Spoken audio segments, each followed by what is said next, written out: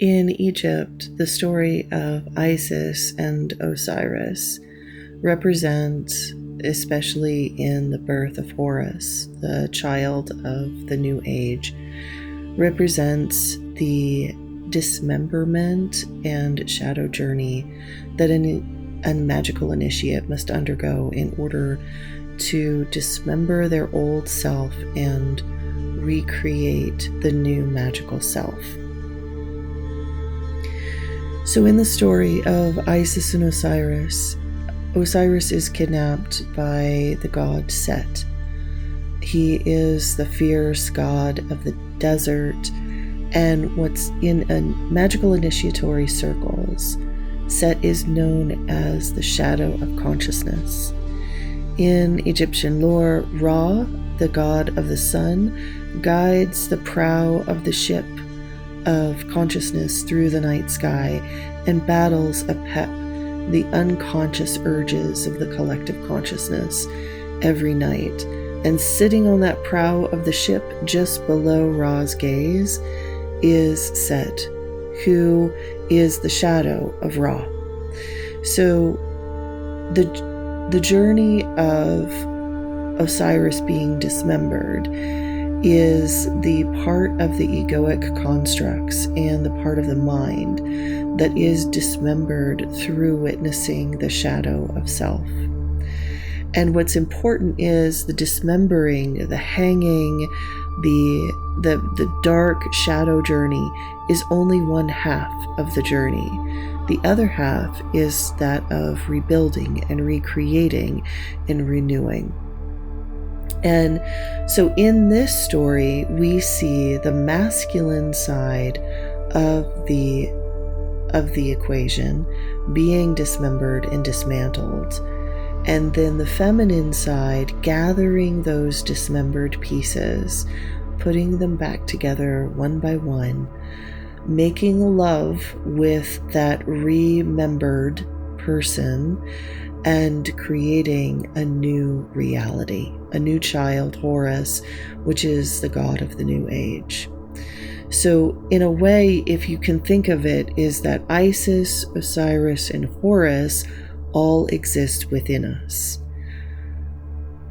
Osiris is our old spiritual self that came down into this material reality. This is our soul as it goes into this new physical incarnation.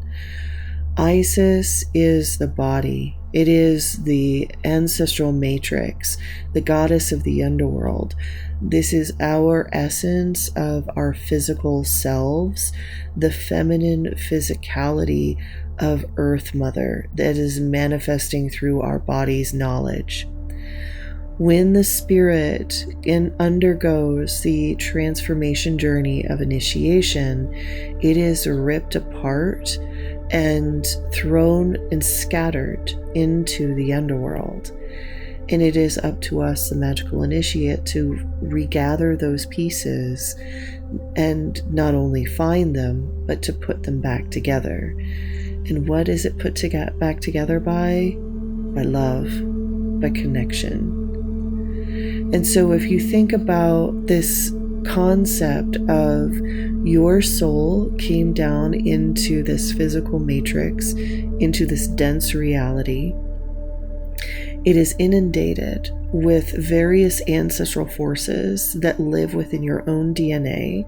You are forced to undergo all of these experiences based upon what your ancestors give you, and that could tear you apart and fracture you as a being, but it is put together via love and connection and honor and witnessing and joy.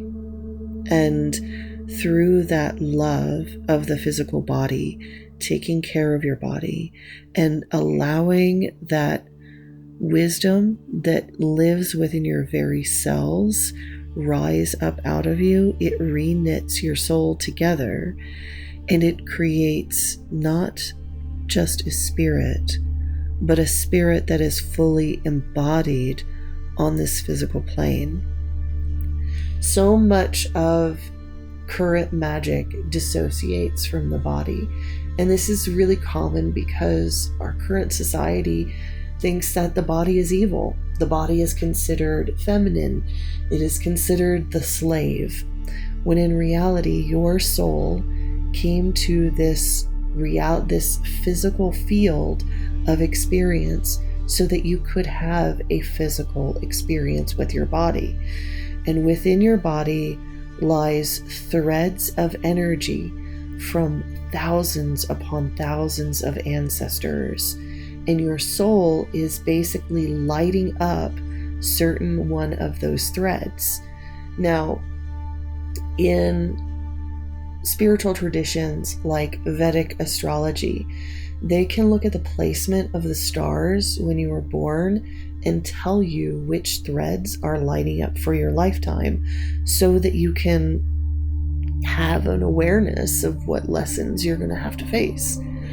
But regardless of whether you know what's coming or not, the key is you are undergoing a great journey. Your soul is in a journey in this physical vessel. And that is why your body, regardless of what it comes with, what ailments, what memories, what experiences this physical body comes with, regardless of that, it is holy and it is so vital to your spiritual journey here on this earth.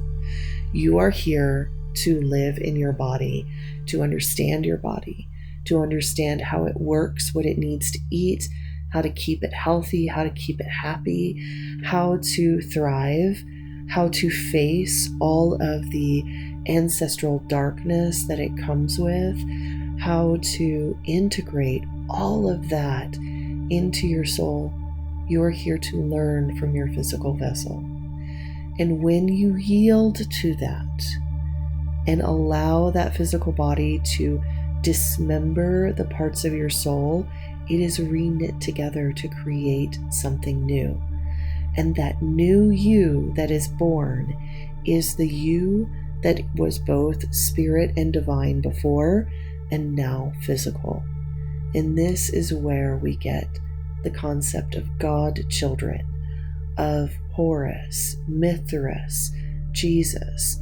These are divine children that represent the union between spirit and matter. And this is the journey of magic.